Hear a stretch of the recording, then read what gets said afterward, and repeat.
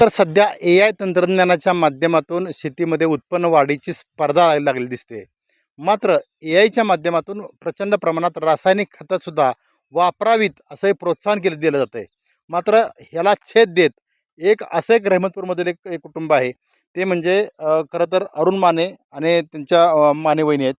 वय वर्ष 70 सर बरोबर आहे का? 71 तुमचं साधारण 63 की सेंद्रिय शेती का करावी आणि विषमुक्त शेती का करावी आणि आपण जे अन्न खातोय ते कसं पौष्टिक असावं या संदर्भात मी त्यांच्या प्लॉटवर आलोय आणि तुम्ही त्यांच्या सेंद्रिय शेतीमध्ये सुरेखा माने मॅडम खूप महत्वाची कामगिरी आहेत. त्यांच्या देखरेखाली म्हणजे महिलांना सुद्धा मार्गदर्शन करतायत.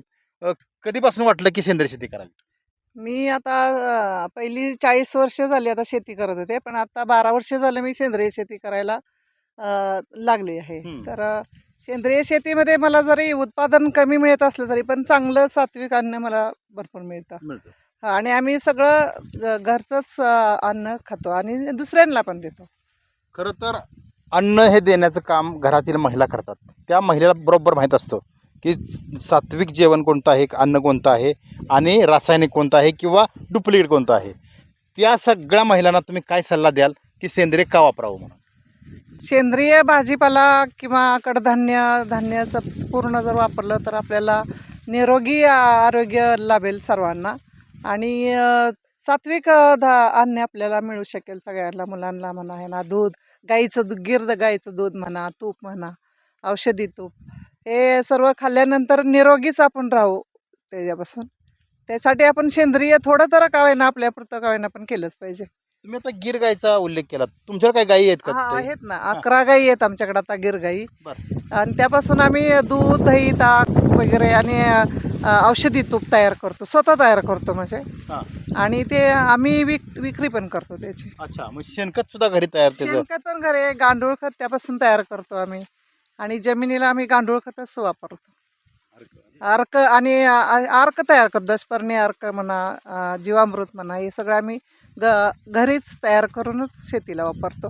आणि बाकीच्या शेतकऱ्यांना सुद्धा आम्ही म्हणजे विक्री करू शकतो. म्हणजे साधारणतः गेले 13 वर्ष साधारणतः तुमचं हे काम चालू आहे? 12 वर्ष पूर्ण झाली. 12 वर्ष झाली.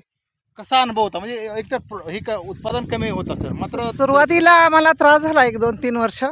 म्हणजे आम्हाला उत्पन्न काही मिळालंच नाही त्याच्यापासून. पण आम्ही काही जिद्द सोडलेली नाही आहे. काय होईल ते होईल. पण आम्ही सेंद्रिय शेतीला सुरुवात केली तर ती आता चालू आहे. आणि आत्ता आम्हाला चांगला अनुभव आहे त्यातून. एवढ्या 5-7 वर्षात आम्हाला खूप चांगला अनुभव आहे. आणि गुळ पण आम्ही ह्याच्यात कारखान्यामध्ये करून घेतो स्वतः. आणि मार्केटिंग वगैरे सगळं घरी प्रक्रिया सगळं संपूर्ण आम्ही म्हणजे स्वतःच करतोय. म्हणजे किती प्रकारचं तुम्ही साधारणतः गुळ पावडर, काकवी, क्यूज, हळद पावडर, आले पावडर, आंबे हळद पावडर हे तयार करून घेतो म्हणजे. आणि घरीच प्रक्रिया म्हणजे हे करतो, पॅकिंग वगैरे करतो घरीच. रोजगारी लावूनच करून घेतो. आणि मार्केटिंगसुद्धा थोडंफार आम्ही करतो. आणि बाहेर आमचे जावई वगैरे, मुलगी, हे सुद्धा आम्हाला मार्केटिंगमध्ये हात देतात. म्हणजे असे सहकार्य करतात सगळे. मुलगा MSc ॲग्री आहे आता. अच्छा, गोल्ड मेडल आहे, ते सुद्धा मार्केटिंग करतो. खरं तर आजची जे महिला आहेत विशेषतः शेती करू इच्छितात किंवा वेगळ्या, काय सल्ला द्याल त्यांना? आजच्या महिलांनी सेंद्रिय शेती करावीच असं मला वाटतंय. कारण जरी फायदा तोटा बघण्यापेक्षा आपल्याला काय लागतंय आणि आपल्याला काय पाहिजे ते स्वतः करून आपल्याला मिळू शकतं ते. आणि आपल्याला सात्विक अन्न खायचं असेल तर सेंद्रिय शेती केलीच पाहिजे. मी त्यांच्यावर माहिती घेणार आहे सगळं. सर, कधीपासून सेंद्रिय शेतीचा प्रयोग करताय? 1920 13पासून. बरं, का करावा वाटला सर हा? की रासायनिक शेतीमुळं जमिनीचं आरोग्य बिघडत होतं आणि आपल्या आरोग्याला सुद्धा ते घातक आहे असं समजून आम्ही संपूर्ण शेती सेंद्रिय करण्याचा निर्णय घेतला. आत्ताची सध्याची जी लाईफस्टाईल चालू आहे, सँडविच असेल किंवा तुमचं काय असेल, सगळे काय करावं आता नव्या पिढीने? नवीन पिढीसाठी आपण पूर्वीचं जे